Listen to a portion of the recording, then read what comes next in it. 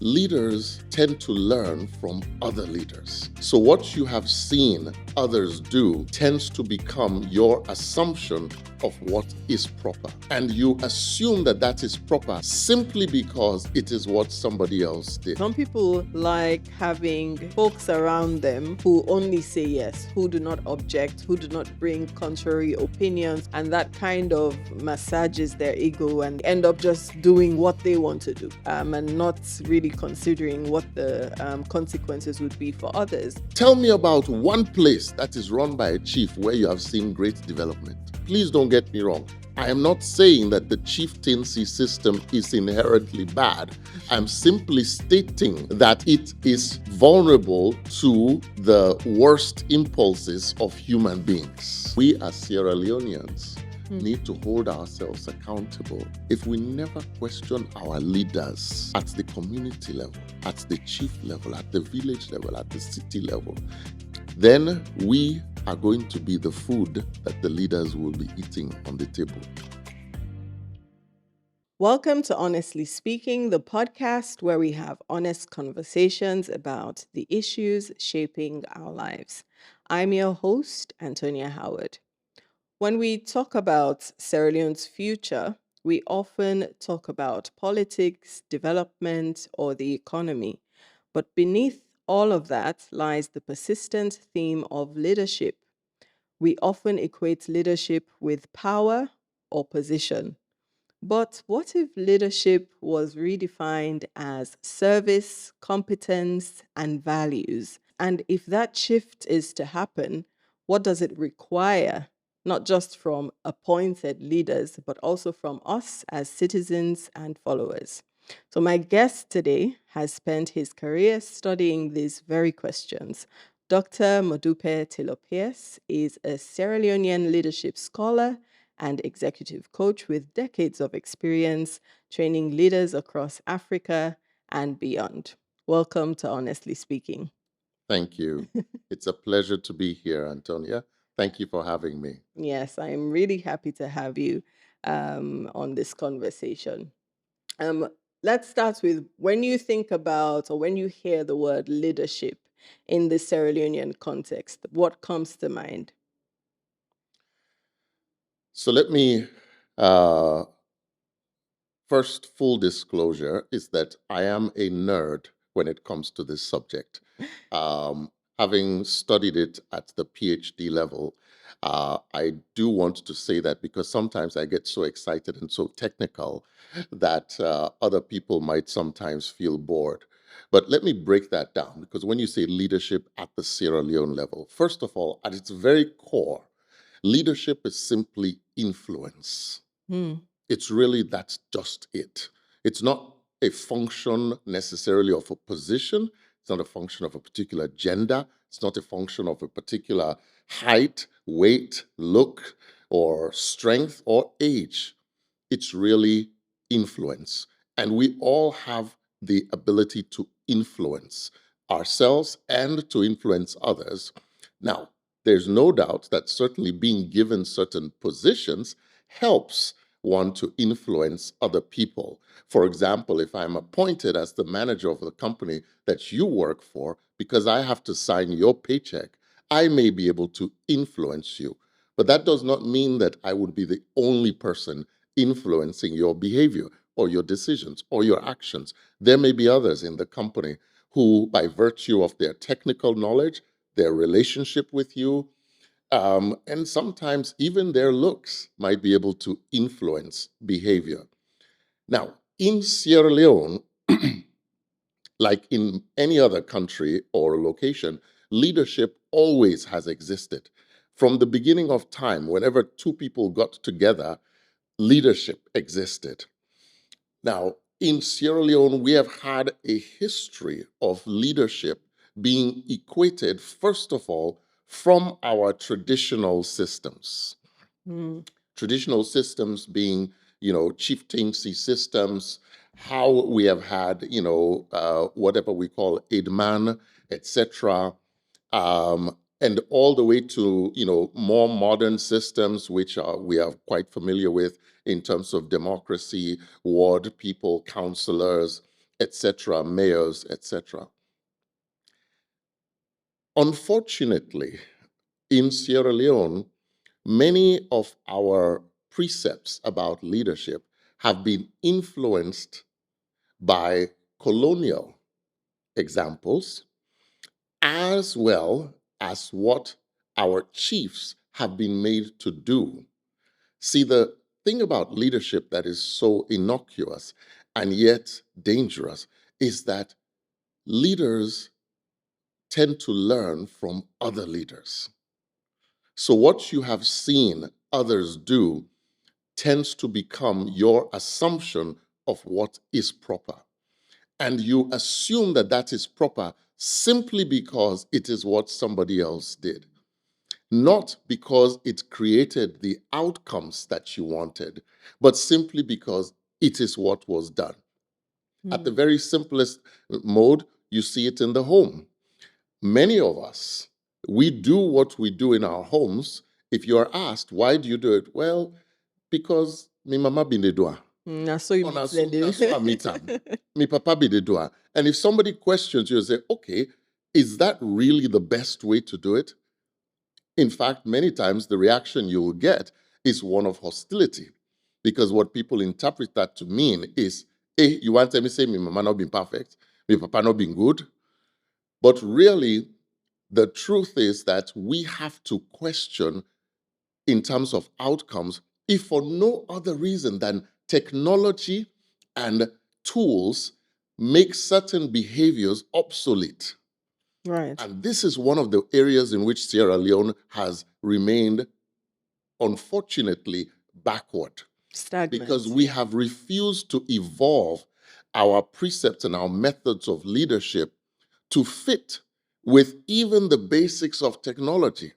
Like So, for example, like can you give an example of absolutely. that? So today, and you alluded to it at the beginning, leadership is equated with being older and being powerful. I'll give you one simple one. Big man, not a lie. What does that mean? That means that in our precepts about leadership, the person who is the leader must never be called to account for making a mistake or for telling us something that is untrue. So, as a result, we will willingly and knowingly follow and advocate for a course of action just because the person who we have seen as a leader has said, this is what we will do. Yeah. Even though we know it is not wise. There's But we will also say, big man, he don't talk. silence in the face of authority, way big person they talk, you don't question. It's these are cultural beliefs or practices that we have. Absolutely. In fact, you can see it all over. This is the reason why you have situations in which a person is known to have misappropriated funds, and yet nothing happens.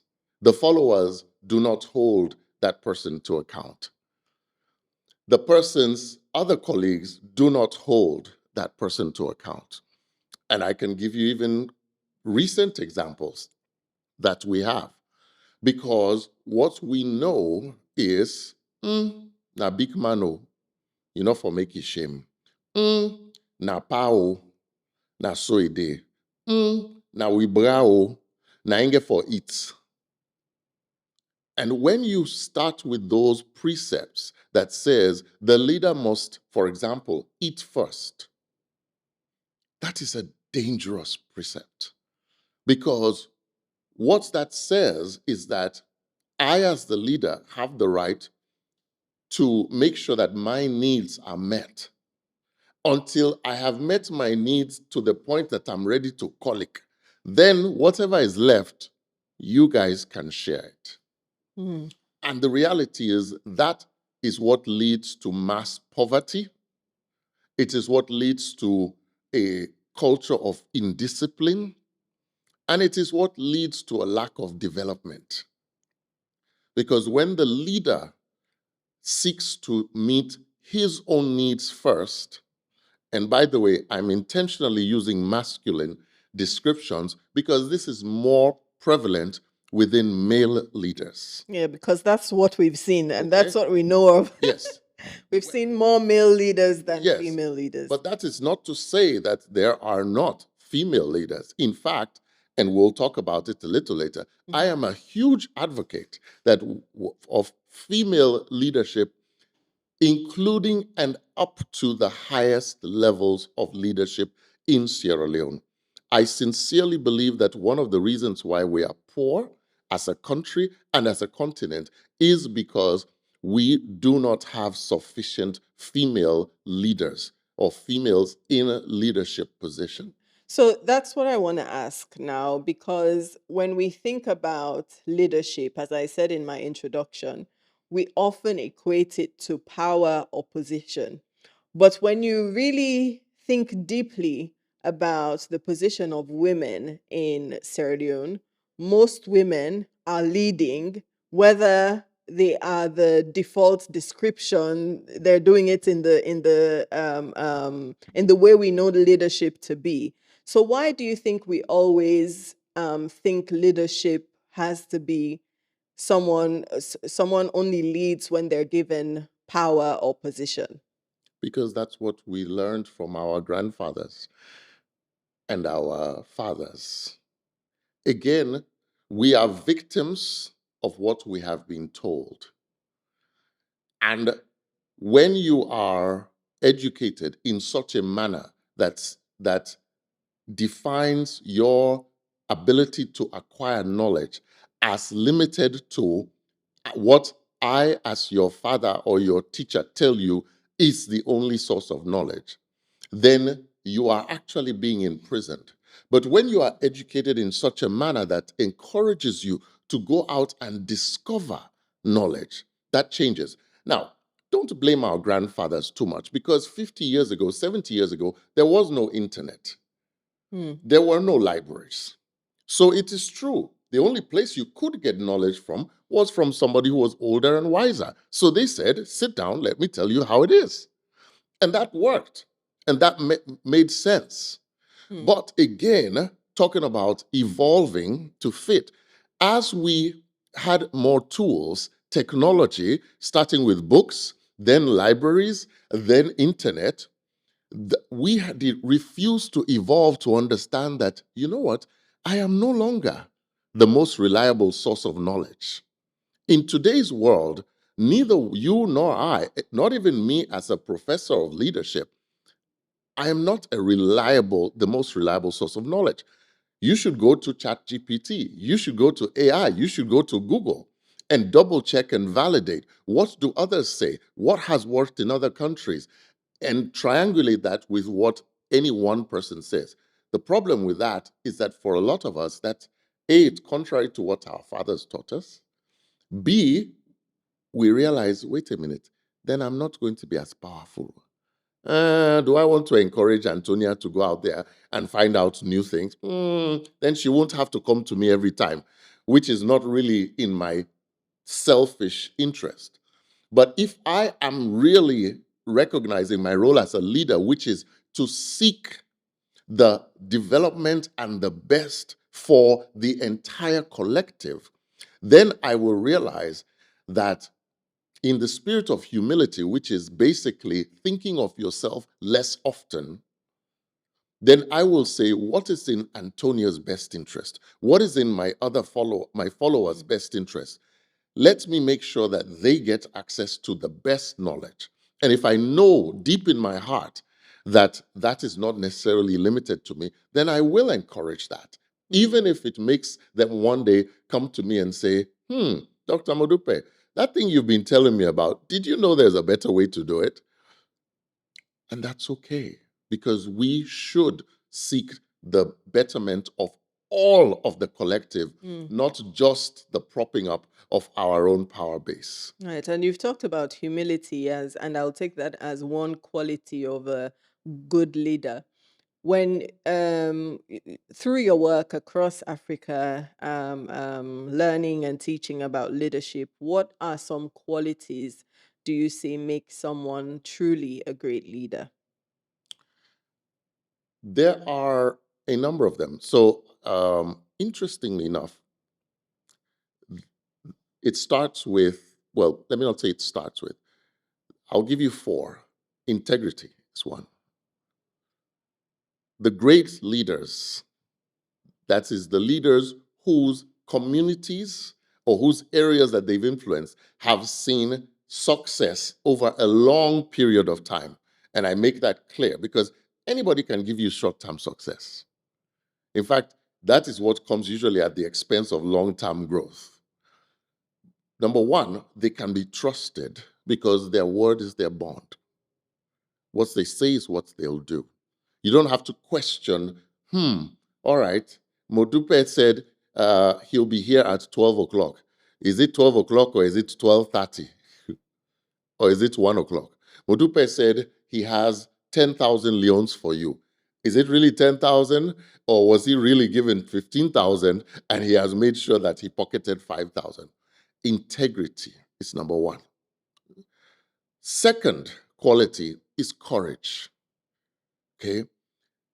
All the great leaders have had courage. Now, courage is not to be mistaken with, big muscles and being able to lift bench press 200 pounds. That has nothing to do with courage. Courage is the ability to press forward in the face of fear. Everybody has something they are afraid of. Anybody who tells you they do not fear anything already shows you that they don't have integrity. Because we are all people who have things we're afraid of. Some people are afraid of their husbands. Some people are afraid of their wives. Some people are afraid of spiders. Some people are afraid of being unpopular. Some people are afraid of being poor. Whatever it is that your fear is, the ability to press forward in the face of that fear is courage. Number three, vision. All great leaders have a very clear idea of an ideal future that they can communicate very quickly, succinctly, in specific and measurable terms. Because at the end of the day, the job of a leader is to take themselves and their communities from where they are to some desired future state. And if you don't know what that future state is, then you will just be like a boat out in the water, and the winds and the waves will take you wherever it is that the tide goes.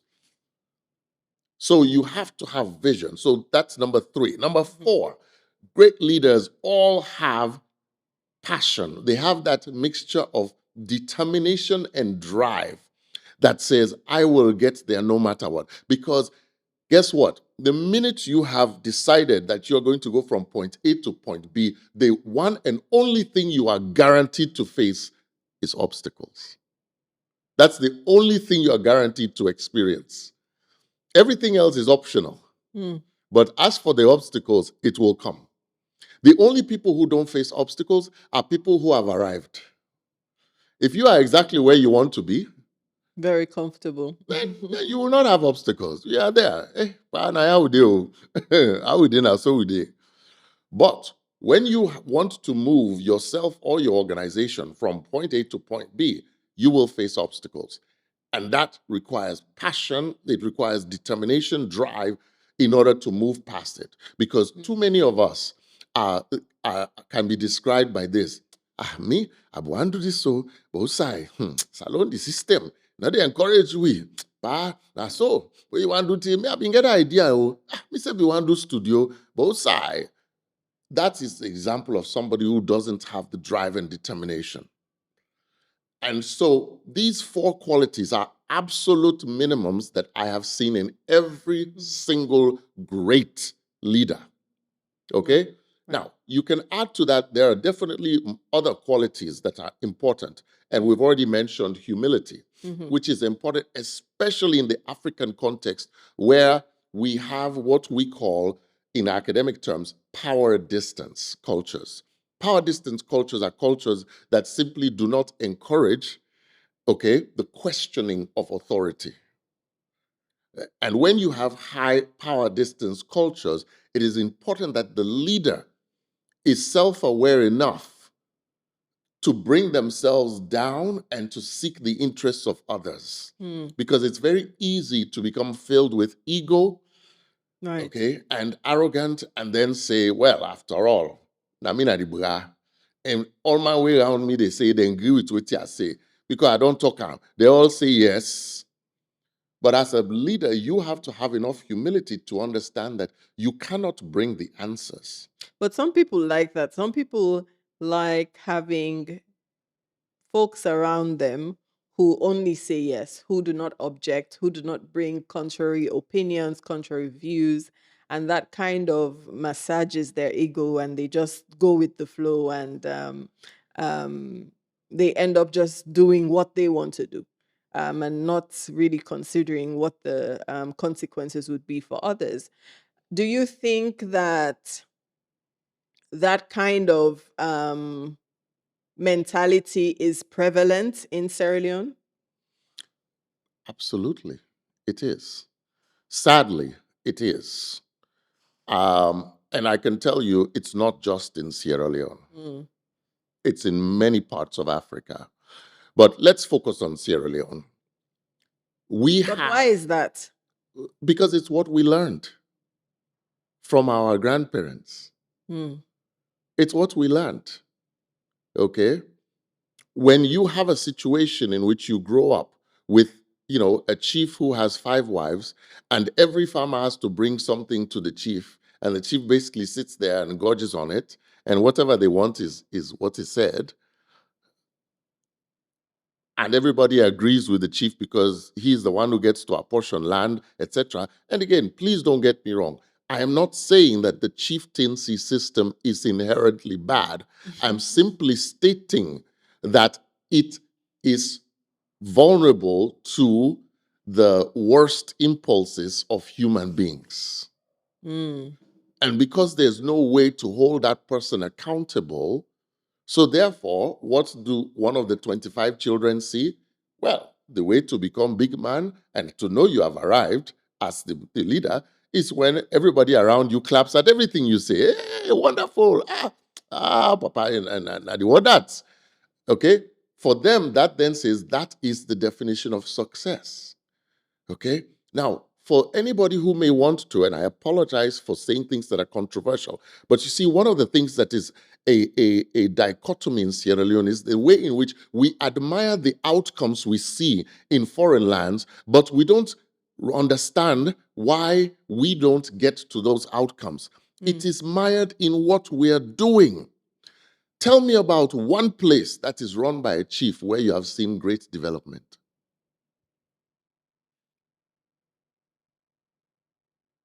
It doesn't happen.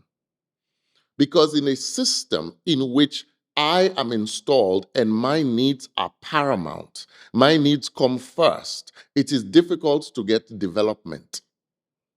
Because I will seek to satisfy myself first. And by the time I'm done satisfying myself, my deputy then will say, well, whatever is left me to, I have to satisfy myself first. And then my deputy's deputy will say, well, whatever is left me to, I have to satisfy myself first. And by the time you get 2, 3, 4 levels below, there's barely nothing left. And that's where all those qualities you talked about come in, right? Take integrity, for example. It's a word I think we've thrown around in Sierra Leone a lot, and even throughout these episodes that I've done on this podcast, we've talked about values. We've talked about some of the things that seem to be missing in today's society that would make a good society. So, how do we build that culture of integrity? Why does it seem to be lacking? Well, let's take it back to what is culture. Culture is the collection of behaviors that a group of people explicitly or implicitly accept and adopt as appropriate. In Ghana, if I come to visit you, it is considered part of the culture that you don't ask me what I want to drink, you give me a glass of water, even without asking. And if I don't accept that glass of water and drink it, then it says that I have not come in peace. Now, is that the culture in Sierra Leone? No. In Sierra Leone, if I come to you, you might say, well, Dr. Modupe, what would you like to drink? And I might say, oh, some wine, please. And then you might say, okay, great, here's the wine. Or if you don't have wine, you give me what's available. Again, just a small difference in culture. Okay? Simple behaviors. So if I am not educated about that in Ghana, and somebody comes to visit me, and I say, as a good host, hey, what will I give you to drink? Would you like some wine? The person's like, what a rude man. He doesn't want me in his house. Completely. So, how do cultures get created? They get created over time. People start to accept certain behaviors, or they decide that certain things should be done, etc. And as you can imagine, leaders have a disproportionate influence on what becomes culture than followers as individuals. However, that is not to say that followers don't have an influence on culture, but leaders can certainly influence it a little faster. But both groups, the leader and the followers, can also become entrapped in culture. And sometimes you find that people do things that they themselves know they're not keen on. But when you say, well, why did you do it? Well, if I not do it, then go put your eye me, na so the things they go na yeah. So it takes courage to go against culture, to change culture. Okay. So it's a creation that actually becomes a master of the creators after a while. So come back to your original question, okay? Which is, Integrity. Why has integrity not been in the fabric of our culture? In this case, there's actually a fairly obvious answer, and you can trace it to Pasheki. What did Pasheki teach us? Before Pasheki, we had Magai, then his brother, and then we had the 1 year of the interregnum. Then you had Sheki, and what did Sheki say? He said, "Usai the entire cow, A day for it. na dey for eating grass." Okay, he showed us both by his behavior and by his actions that it was okay. Now, don't get me wrong. I'm not saying that Milton Magai or Alpert Magai did not engage in lack of integrity. The issue is they did it more in secret and they did not make it, well, this is just normal. It's okay. Sheki turned it from something that was done quietly into something that, well, now side and tie me. Now they are get for it. So, as that occurred over time, and because Pasheki had a lot of years of influence, we then started to believe that it was okay for the mayor, for the councillor, for the parliamentarian, for the chief, for anybody in positions of influence, all the way down to the school principal, to say, well, I had a timing and I get for it, so when common entrance results come out and you begin to get the results, well, if you come with 5,000, we'll go arrange her. Okay? That's the culture. Now, again, having said that, does it always have to be that way? No. It can be changed. It requires either a group of followers to insist on it, or it requires a leader to insist on it. And we have had some changes, not in integrity, but in other areas of culture. So it can be done. Mm. Do you see that being led by the followership? Because you've stated that some way people who have been appointed or who are in positions of authority kind of have more influence. But sometimes I tend to think that as citizens, we do have a lot of power and we have incredible influence. We can make things move, we can shift things, even though we're not appointed ministers or we're not appointed councillors or whatever. What do you think? The history of human development tells us that it is absolutely possible for followers to change things and to change culture. Our recent history from 1996, 97, elections before peace, peace before elections. Okay? That situation was changed not by the leaders, it was by the group of followers. Incidentally, it was the women of Sierra Leone who stood up to the then military government and said, we're having elections before peace. Now, the reality also, though, is that it is much harder for followers to do this because in order to change culture, you must have a good number, a large crowd of followers, as opposed to you can have one leader who can change culture. Mm. But you can't have one follower change culture. You have to have a crowd of followers. This is the reason why the smart leaders amongst us are always attuned to whenever there is a crowd or anybody who knows how to draw crowd.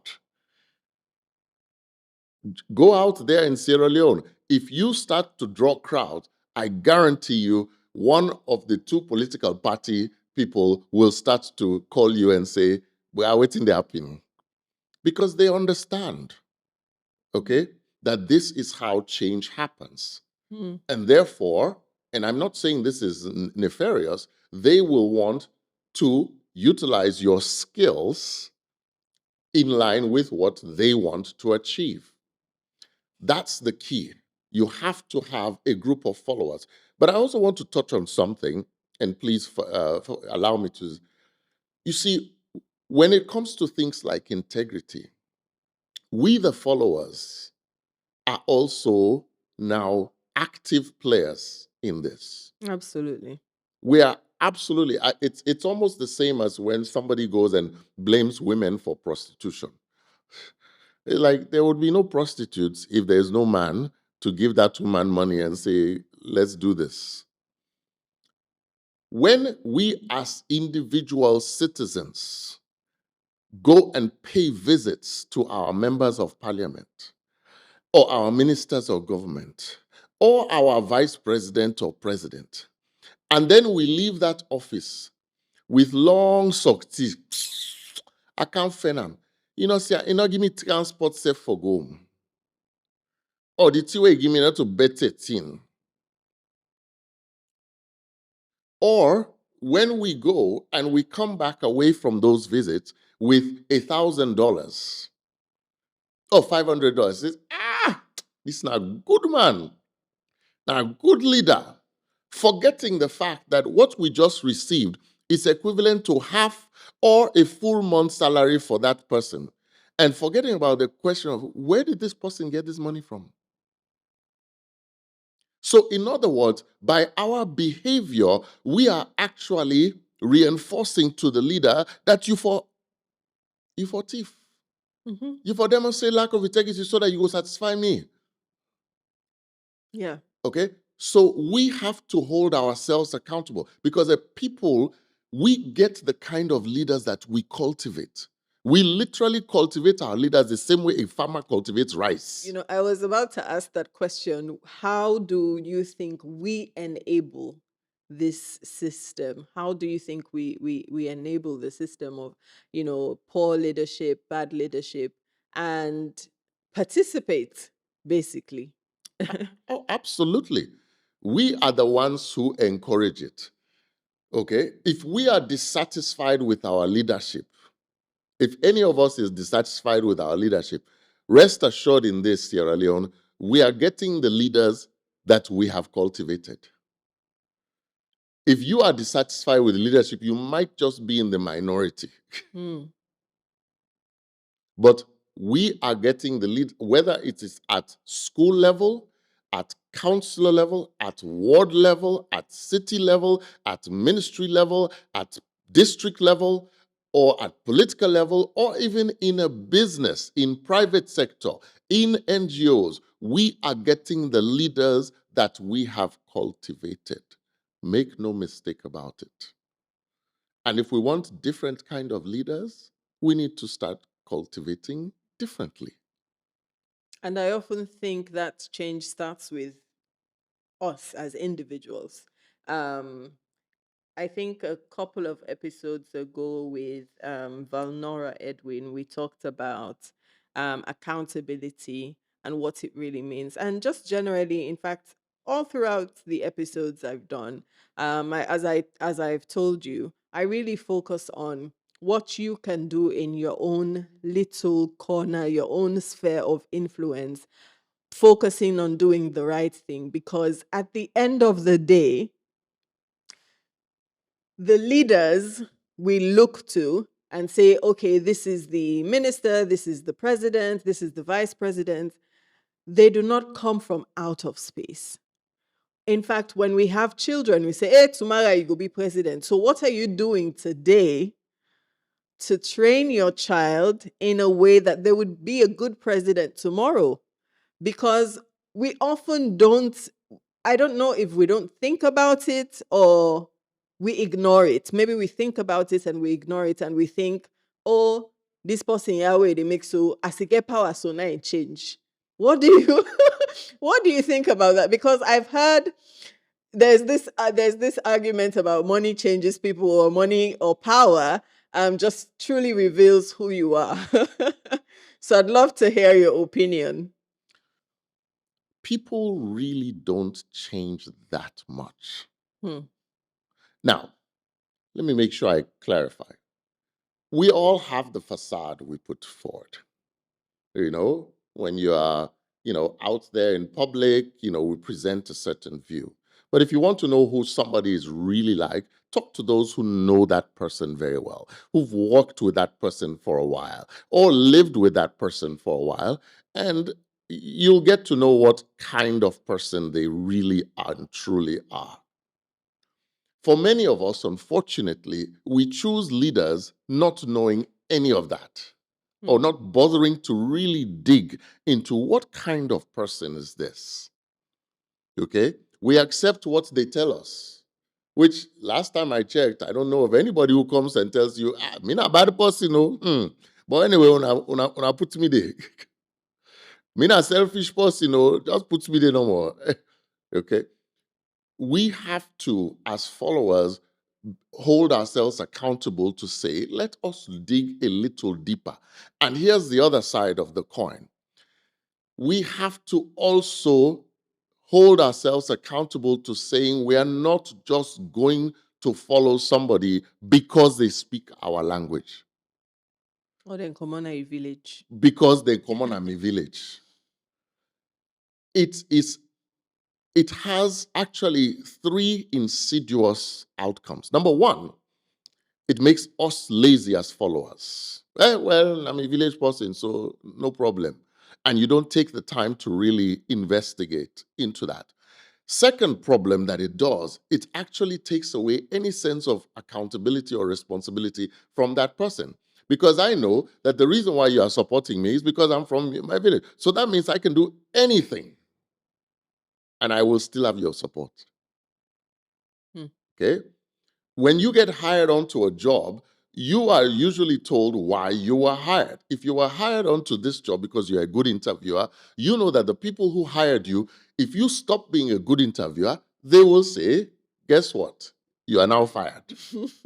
But if you were hired onto this job for a different reason, okay, that has nothing to do with you being a good interviewer, then you're not going to care about being a good interviewer. You will do whatever you want during the interviews, knowing that the thing that made me get this job, as long as I keep that going, I'm okay. Okay? So you got number one, it makes the voter lazy, or the person who the followers. Number two, it makes the leader themselves, basically takes away any guardrails whatsoever. Number three, it actually makes everybody else who is not of that village become powerless. Mm. Okay? So it is as much as it's difficult to do, but it is something that we have to recognize as Sierra Leoneans, that it is the cause of our lack of development. So what would the other side of that look like? What would responsible followership look like? Responsible followership would look like where we would say, number one, first of all, let's truly investigate those who want to be our leaders. And it's not hard. In today's world, it's not very hard. You can find out about people between social media and All the technology. and all the technology. It's not as hard as before. Number two, let's also recognize that we must bring on board or support leaders not just based on their party affiliation or their tribal affiliation, but based on what they can do. And certainly not just because that's what our grandfather said we should do. Number three, once we have leaders, we must recognize that they are our servants. They are not just our bosses. They are our servants. So even if you are in a private company, even if you are running capital, the employees need to recognize that yes, the CEO of capital, yes, may sign their checks, but he also is a servant to them. Because if he doesn't do what he is supposed to do, he will impact their livelihood. And they have to be able to hold him accountable for certain things in the right way. So it is not, I'm not just talking about political leadership. I'm talking about leadership anywhere. Across the board. Okay? Yeah. Too often as followers, we are too quick to say, well, naina the bra, naina the boss, anything we say, nef kotam. After God, I'm a boss. Okay? After God, now government. Who is government? You are government. Okay? After God, now me boss. No, no, no, no, no. You have to hold your leaders accountable. You have to be able to ask and say, please, sir, how are we making sure? How are you making sure that we're in a good position next year? Even in this studio, this company, Antonia, your employees have the right to say to you, Madam Antonia, tell me about your plans to ensure that, as we are seeing technology is changing, how are we positioning ourselves for the future so that next year or 2 years from now, we won't be crowded out of the market? That's not a disrespectful question. That is a duty of every follower. But in our cultural context, we have become too quick to say, no, and then you add to that the fact that the leader also wields their power in different ways by saying, well, those who say yes to me all the time, I'll make sure they get a few more perks, a bit more money, a slightly better position. And I can do that without anybody questioning, which then creates the system of lack of integrity and nepotism that then leads to the poverty that we all detest and the lack of development that we all are complaining about, forgetting that when we go to other countries and we see development, it is because their followers have the courage to say, boss, with all due respect, please explain to us how come this and this is happening so that we can understand. And that is where we as Sierra Leoneans need to hold ourselves accountable. Because if we never question at the community level, at the chief level, at the village level, at the city level, if we never question our leaders, then we are going to be the food that the leaders will be eating on the table.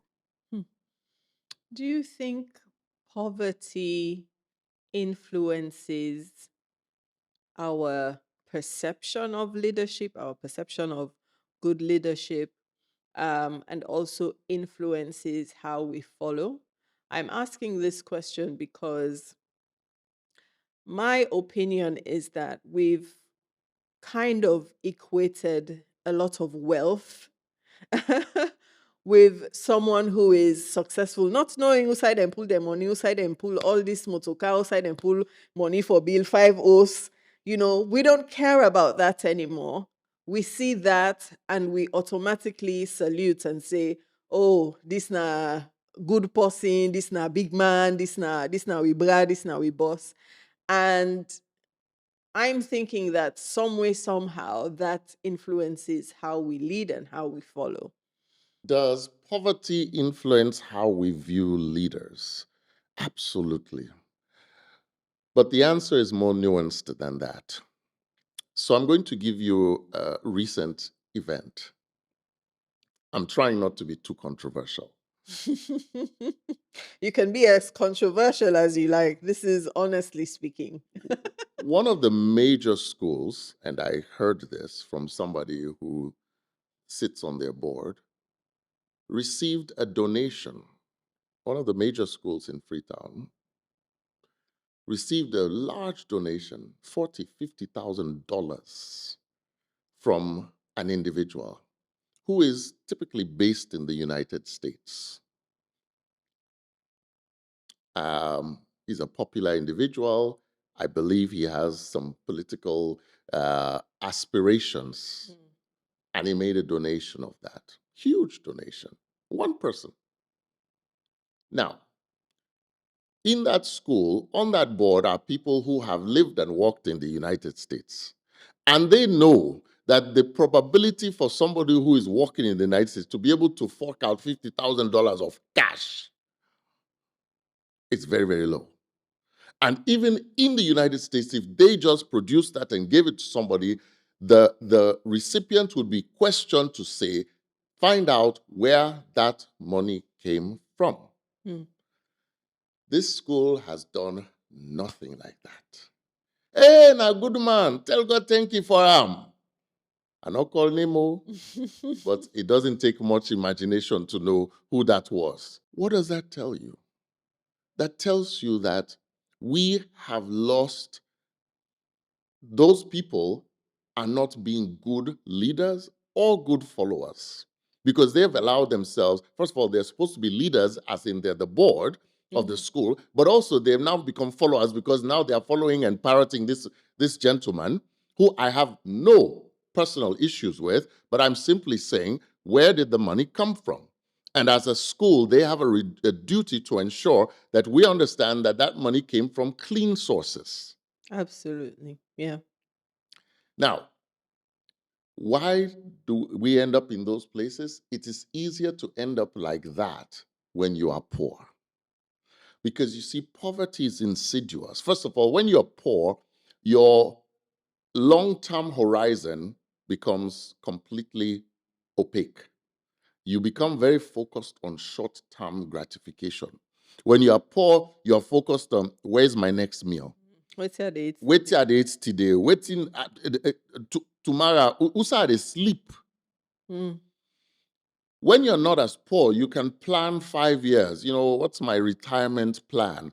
where shall we vacation next year? Poor man not remember that oh. Poor man na bra. That beleme you I need for this evening or for tomorrow. Now I remember now. I know one day you poor man talk about it's in 2027. I dey think say we'll go vacation Potoru. It's not happening. So your long term, you don't have the luxury of long-term thinking. And by the way, it's the lack of that luxury that also exacerbates your poverty. But there's another side to the poverty. So first of all, when you're poor, you are very focused on satisfying the short term, and anybody who satisfies it gets to influence you. Okay? So would I bring me eat today? With you hands, okay? Even if I know that it will cost me in the long term, I will just say, Tim, I not deny, but right now, mange for it. That's one. Set to your best Titi, no. If I that way, Dr. Taylor-Pearce, the top on now, gentleman sick nine the pan. Me right now, the two the money me. I mean, so that's number one. Number two is that poverty is also very much linked to a lack of awareness. Some people call it education. Some people call it knowledge.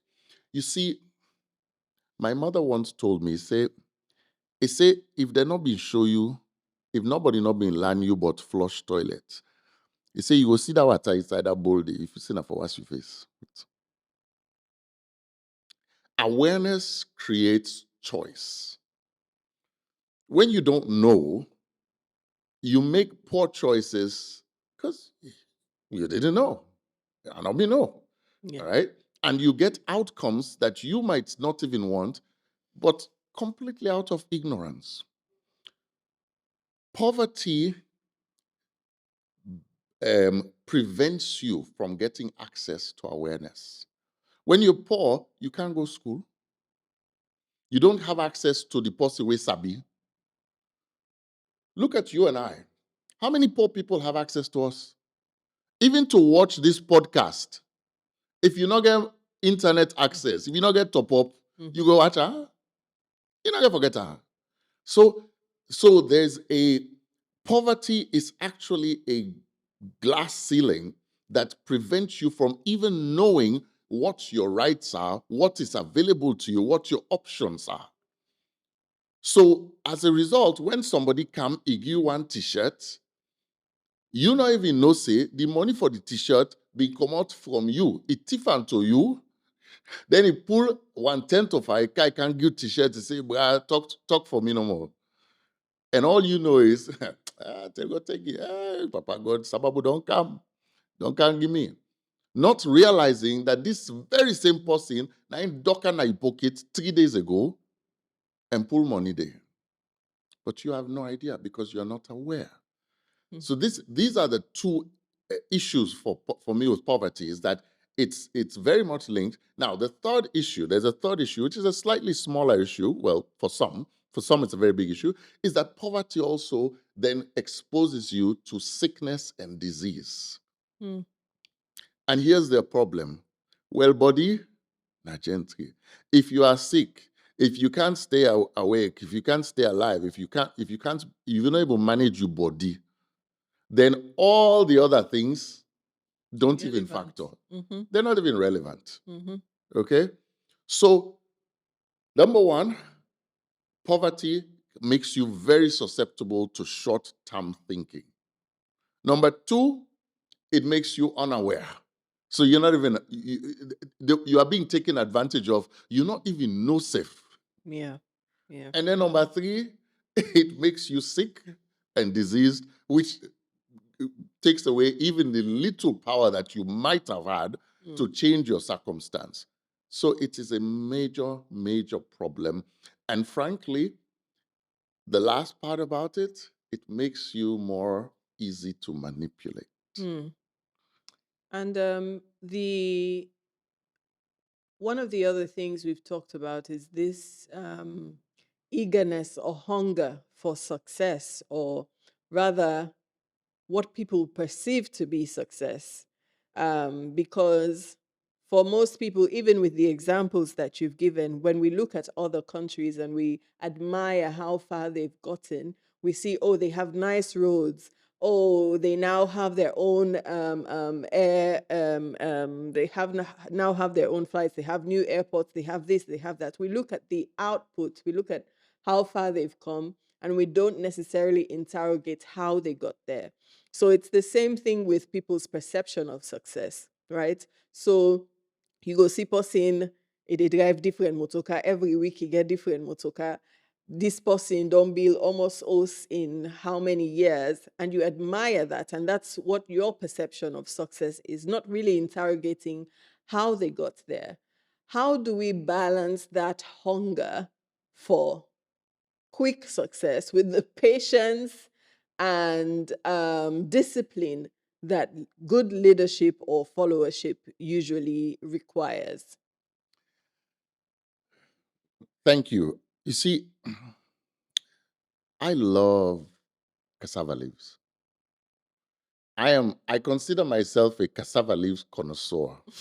I sabi good cassava leaf. I sabi the one way.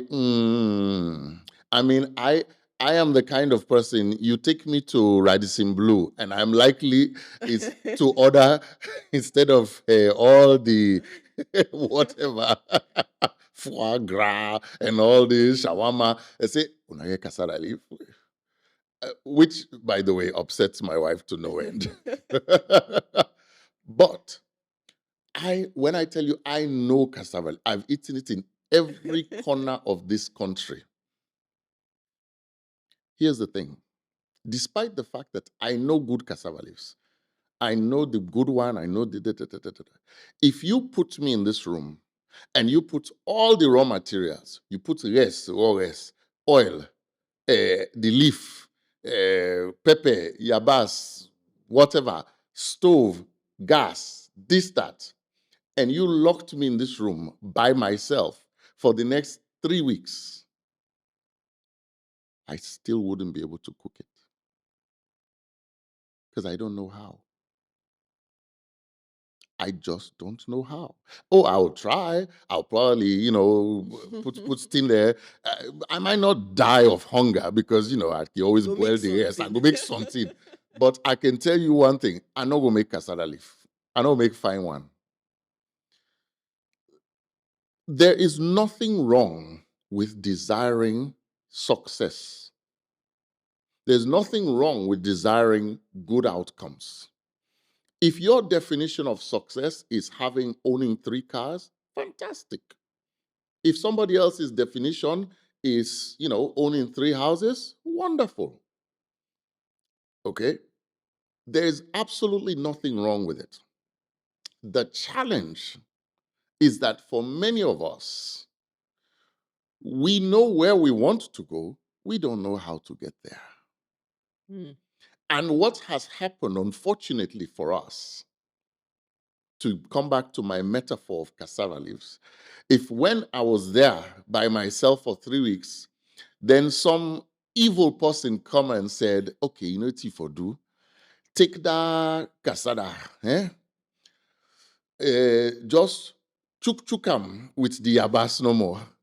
They put another that drain, then flush them. Believe me, after 10 minutes, the thing will come back as cassava leaf. Well, in the absence of better advice, that's what I will do. And that's where a lot of us are. We want success. Our people want, we want development. We want to have them. And there's nothing wrong with it. The problem is we don't know how to get there. And in the absence of how to get there, we sometimes then get hoodwinked by people saying, well, now so for Duamo, now for turn parliamentarian, that's you go get her. Or now for get job as a party so and so. Or for go do something else. Go begin sell kush. And the problem then becomes, you then go into that thinking that's the path, and then you get trapped. Okay? You get trapped by the people who wanted you to get trapped. Then they tell you, well, no, you know, each day, well, what you get for, you just get for doing more, slightly more. This is how we end up with people working in Dubai and being abused as maids, and they can't come back until eventually the IOM has to find ways to bring them back. Yeah. This is how we get people risking their lives in the Mediterranean Sea.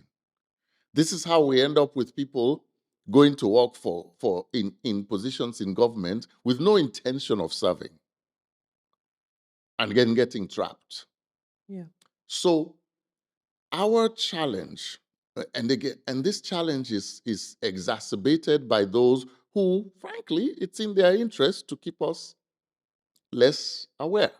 Mm. Okay, so how do we change that? By doing what we can in our particular places Mm. of influence. A podcast like this is absolutely critical. Okay, I wish and I pray that somehow millions of Sierra Leoneans can have access to this podcast. That you shouldn't need to have top up data so that you can get access to YouTube, so that then you could have knowledge. Okay, that it could be broadcast over free radio. Mm. Because the more we can make everyday Sierra Leoneans, and it's not my children or your children that I'm concerned about, because those ones, you're going to teach them properly. I'll teach mine. It's the children of that person who is currently in a village, Mm. didn't go to school to even class 3, and now has a child born today. How will that child born today get access to the knowledge that they need of how to create sustainable success? Mm. Okay? Because every child, I don't know of any child who grows up by the time they are 5, you ask them, well, what do you want to do in life? Me, I want po. They are dying. No. Okay? They want to be successful. The key is, how do we show them the path? The path that A, is sustainable, B, doesn't have them risking their lives, okay, or selling their organs, so that then they can follow that path. But that's a very big challenge, because while you can do it for 2 children, 10 children, you can mentor 5, you can mentor 10. I mentor quite a few people. The problem is that is not scalable. We have to be able to transform and make aware not 10 people, not 100 people, not 1,000 people, but actually 4 million Sierra Leoneans, because that's roughly what the youth population is. Yeah. How do you make 4 million Sierra Leoneans aware of the keys to sustainable success? Mm. So I think I'm gonna flip the question and send it back to you, because now we talk about free education. Majority of children and young people have access to school. They can go to school and learn. And I'm thinking, if you were to design a leadership curriculum for schools, what are the key things you think it would include? What key things would you include in the curriculum? Antonia, please allow me to challenge you a bit, because you made certain assertions that Mm. I'm not sure I agree with. I am a huge proponent of free quality education. I Mhm. love the goal. I think it is important. Nelson Mandela always said, he said, the easiest way to destroy a country is not by bombs or anything, just damage the education system. Okay? Then you have doctors basically killing patients without intending to, engineers design bridges that will fall, or houses that will fall, like in Eastern, or things like that.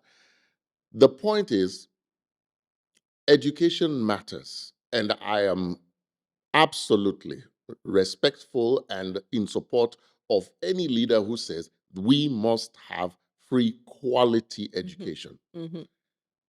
However, in the same way that I would say I must have good cassava leaves, That doesn't mean that because I said it, means that we're having it.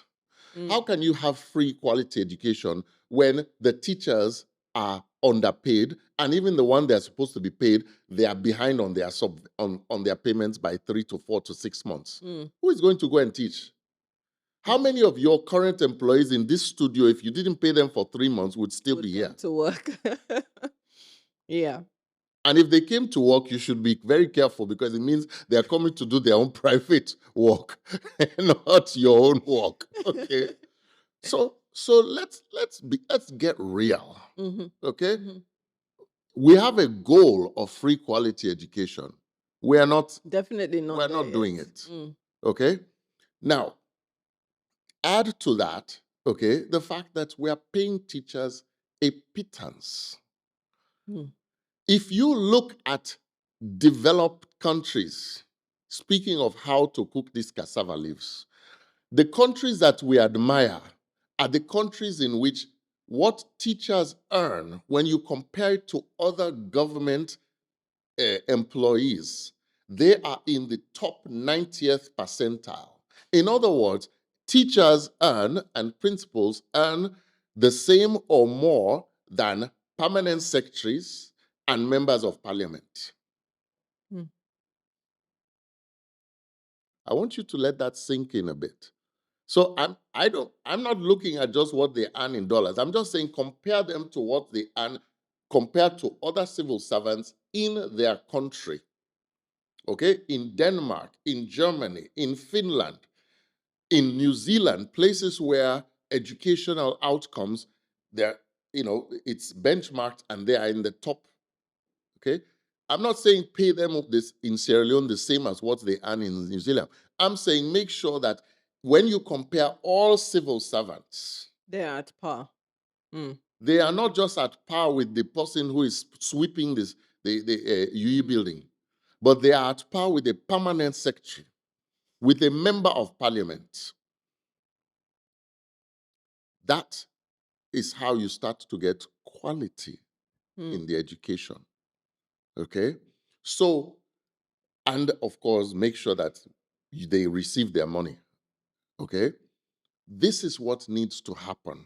If you want to say you are getting free education, it is not enough to say that, well, we've enrolled children in schools. Well, no problem. Mm. Listen, you can enroll the child in school. They sit there, and then I put somebody who doesn't know how to spell the difference between there and there, ERE versus THEIR, and doesn't know the difference, then they're not going to get education. They're just going to get attendance Mm. at school. Right. So we need to have that. Now let me come to your question. The leadership curriculum. Leadership curriculum.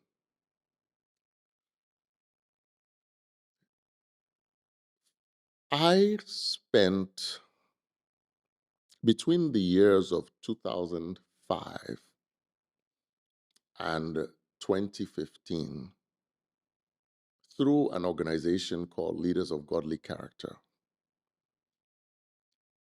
I and some colleagues taught leadership free of charge to students in schools in Sierra Leone.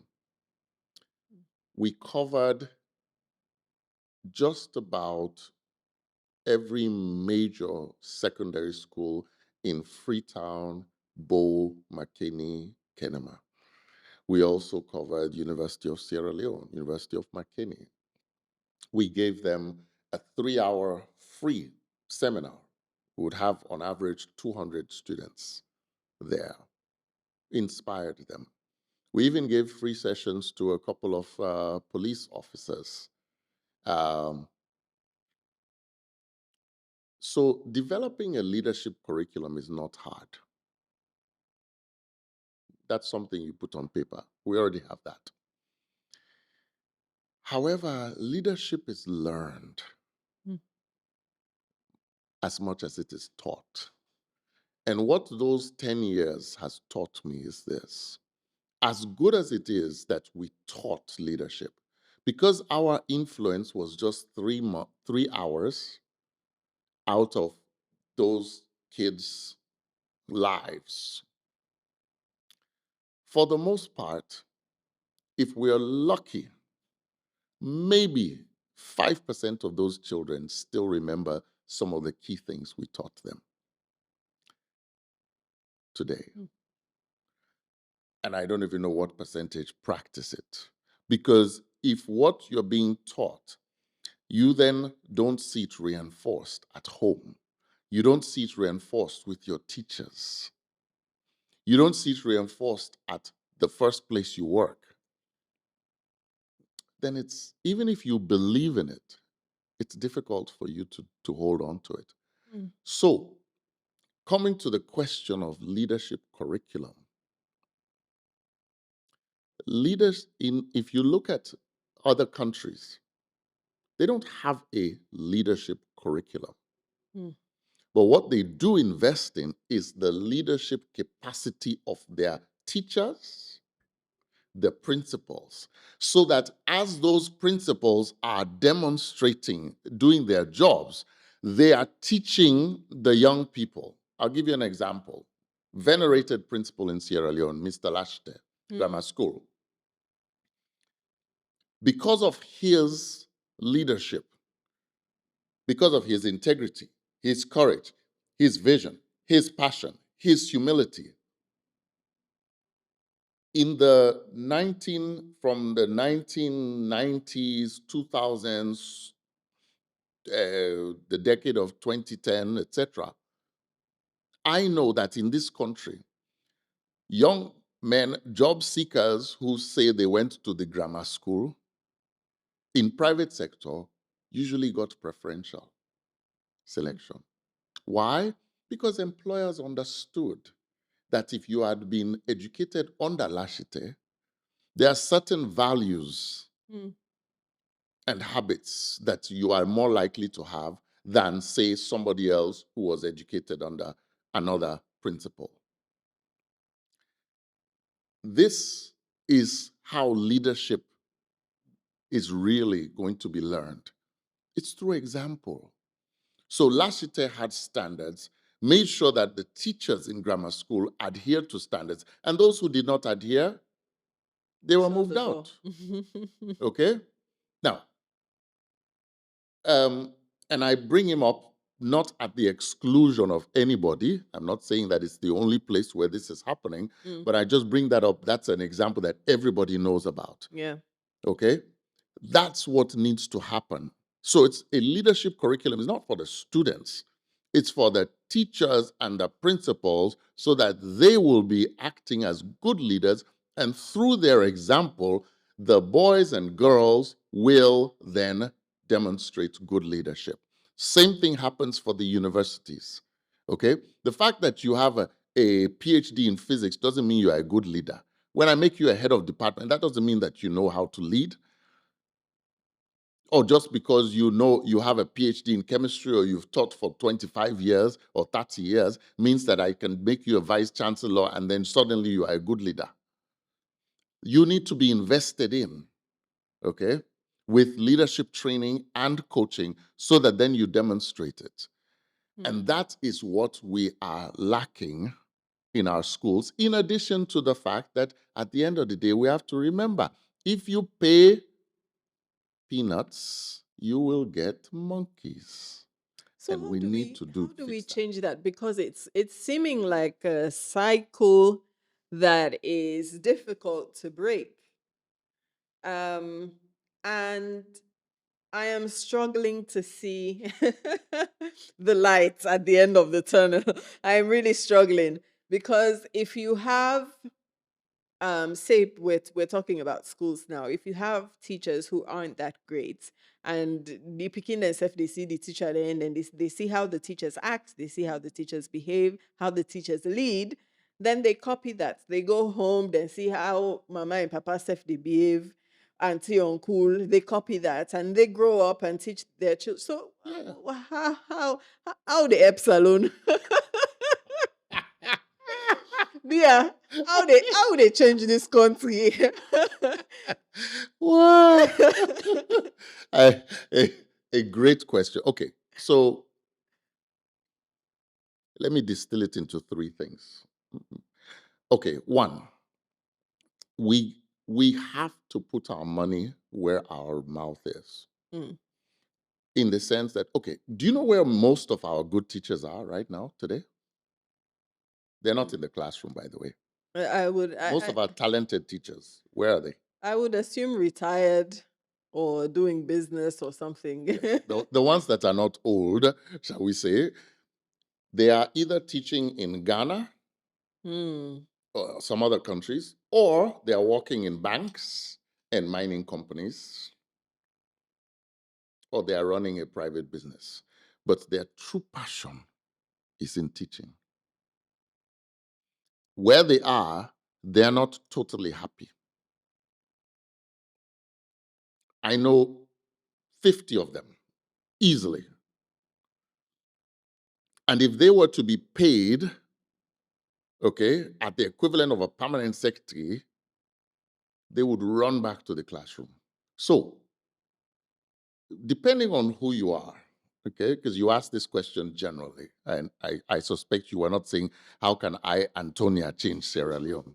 No, this now all This is man for will all come. man. Yeah, Okay, everyone. so there are a couple of factors. So first, I'll start from a leader. If for any reason you were to become a leader in with the kind of fiduciary and fiscal authority in Sierra Leone, I would say this: number one, change the salaries, flip it, the salary structure.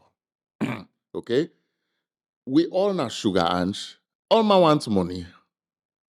Okay, make it more lucrative to be a teacher than to be a worker in the ministry. Make it more lucrative to be a teacher in the Public. provinces than to be a teacher in Freetown.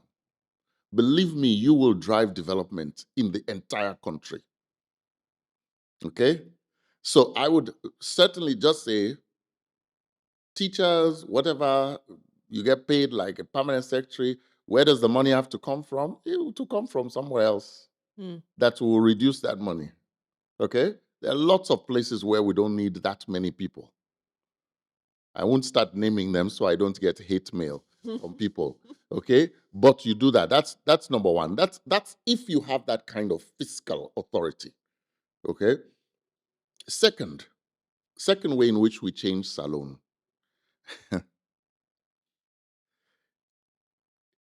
We as a people have to start questioning where our leaders are getting money from, especially when they give it to us. Because what you are trying to say is, okay, Ipula, okay, take an a government. What an a government? Now it is your money. It is money that should have been used for your health care so that the local district or village clinic, government clinics get medicine and get nurse. It pull and they, it get around so that you go now can give t-shirts and then you go say, hey, tell God thank you. It is from you. The money that should have been in a classroom so that the classroom actually get a roof over its head and the toilets that works, it pull am, it go get am. But because you know they have a question, outside the couple come out, so it carry on. As a people, both you and everybody around you, encourage us all to learn to ask, please, sir, please, ma, yeah, thank you. Outside this couple come out, sir. Because we know almost then they pay you. Hmm. The way this one he look, if you they give me this, and tomorrow you get a person and they, I don't know how this two they cut for. Right. So that's number two. Number three, and again, I ask the audience's grace here, is this.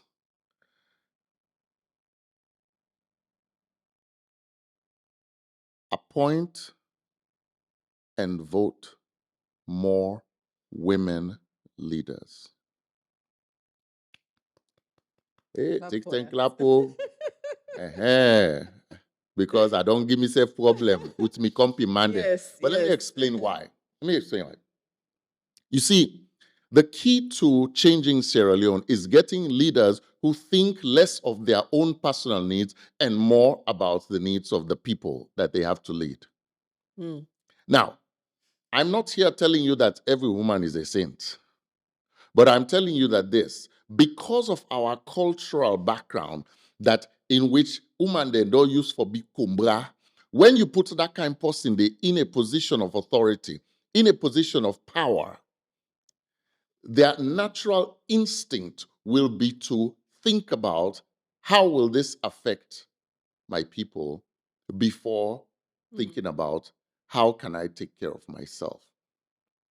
So you want change salon for the better? Okay?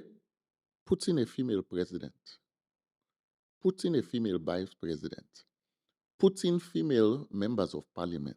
Mm. Okay? If not chief you want make the chief woman. I know this is going to go against some cultural practices, but here's the deal, ladies and gentlemen. If you keep doing what you've always done, you will get the results you've always had. And if we're happy with our salon day and always done day, well, then let us not change nothing. But if we say we want for make the country better and change them, then we get for recognize, say, somewhere in the cooking, we get for change how we they mix the ingredients there. Mm. And culture is what you make it anyway. Now, so my thing would be to answer your question, again, three things. Mhm. Number one, if for some reason you find yourself minister of finance or whatever president, do that policy change. Mhm. Okay? Pay the teachers more than the permanent secretaries, especially upline. Number two, if you are not there, encourage you and everybody around you to say, start questioning where the money is coming from. Don't just accept it. Mm. Okay? Because most likely, now your money, neither they can give you back. This number two, I think, is critical but also very difficult because of poverty. So, how do you instill values like that, integrity, honesty, having the ability to question, you know? Well, I not say put integrity on people. I just say let them question. Even if you take the money, say, take a question back. Say, pa, thank you, but you are big. Let you know side up couple they come out. Mm. Okay? Because today nobody questions it. Mm. Right. Okay? They just applaud. This look at it, don't it donates. Hey, don't give donation towards this. Yeah, okay. Yeah, one just want to know who side that couple they come out. Okay? Let you know. Mm. The mere fact that we start to question will make some of them begin take caution. Mm. They say, okay, and they look down, they get small sense. So I get for the firm where they cover me tracks better. Again, that's all I'm saying. I'm not saying turn poor people into very honest people immediately, because that may take a little bit more than you have the resources to. But just teach them, say, learn for question. Just ask. Mm. Say thank you, ma. Thank you, ma. Thank you for the Usai come out. Usai come out. And then number three, yeah, elevate more women them to positions of power. Okay? Mm. Look around Africa. The country they admire. Let we left abroad safe. In South Africa, the countries that we admire the most are the countries that have the greatest number of women. In positions of power and authority, yeah. Yeah. But are you hopeful or concerned um, with the way things are going now, and the state of young people, and just generally all the things we've talked about? Are you hopeful that um, things are slowly, people are beginning to understand and awaken? Um, the senses, to question, to hold themselves accountable. I am generally a glass half full person Mm, in general. I tend to be an optimistic person. And there are, having said that, and there are definite reasons for optimism. The biggest reason, which is access to technology. mm, Okay, digitization, access to technology is a huge reason for optimism because today a young person in Pujehun can know what is happening in Accra in a way that wasn't possible before. Okay, they can have access to knowledge and information that they couldn't have had 30 years ago. Okay, so for that reason, I'm hopeful because again, a big part of transforming Sierra Leone is really getting the average Sierra Leonean. And again, I'm not saying the average Sierra Leonean is not in Freetown. Okay, let's get that clear. absolutely. Okay, the average Sierra Leonean is not in. It's getting the average Sierra Leonean access to the information and the awareness that will help them to make wise choices. So, because of technology, I'm hopeful. At the same time, I have some reasons for being concerned. And the chief among the reasons is the epidemic of kush Mm, and the drugs. Because I don't know what the statistics are for on a national average. And so it's, I'm careful not to say, oh, it's such a massive problem. Okay. But I can tell you this, when people are under the effect of drugs like that, they cannot make wise decisions.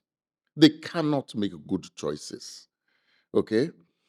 And these drugs and are affecting our young adults, which is the right. critical age group that has both the energy, okay, and the resources to be able to transform. Right. So if those people, if enough of those people are being dumbed down by this, then what are the chances that somebody in a leadership position would ever be questioned? Mm, Okay. yeah. So yes, again, I don't know the full extent of this issue, and I'm very conscious that sometimes you may see what seems like a big storm and realize that it's just in a teacup. Yeah. But definitely on the positive side, because I am an optimist, I like to talk positives. I think that the more we can make the cost of access to technology Mm, cheaper and more accessible, cost of data more accessible, the more we can make access to broadband and internet something that is not just limited to the metropolises of Freetown, Bow, McKinney, and Kenema, the more that it can be available throughout the country, then the better our people will be because they will have access to the information that can help them to improve their own lives mm, and hold their leaders accountable. right. I like to end with or leave people with something that they can think about or something that they can do. So, my final question to you would be, what practical steps can young leaders, young people take, at community level, in their schools, in businesses, or in case they're interested in politics? What practical steps can they take to lead with the values, some of the values you've talked about, and competence? I once read a book I think it was called Monday Morning Leadership, in which there was a quote that said, "You're going to be the same person 5 years from now that you are today, with two exceptions: the books you read and the people that you hang out with."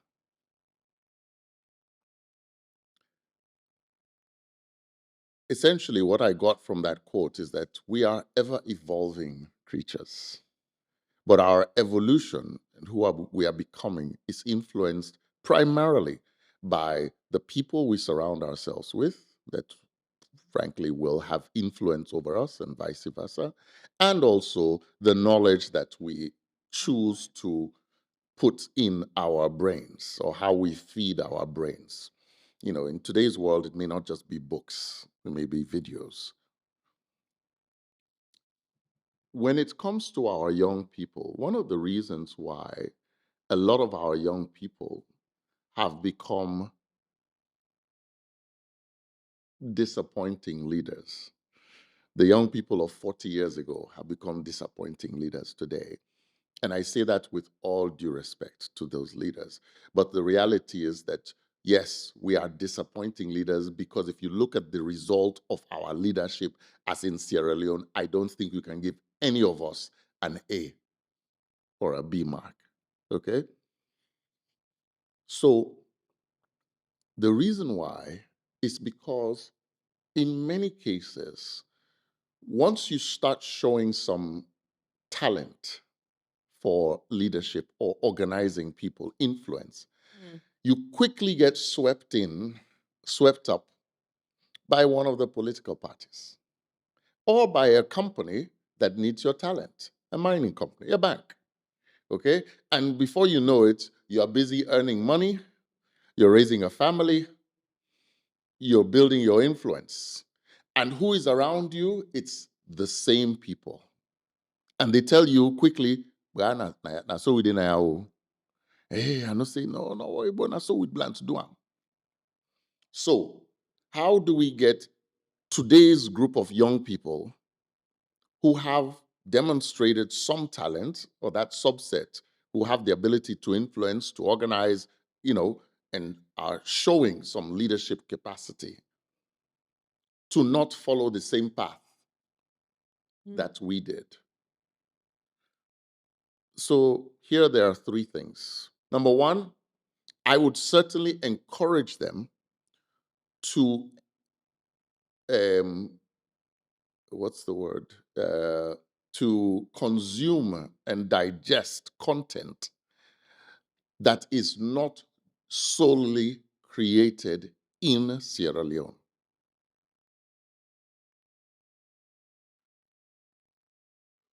Because part of our trap in leadership is that we keep doing what our fathers did and our grandfathers did, and then we expect different results.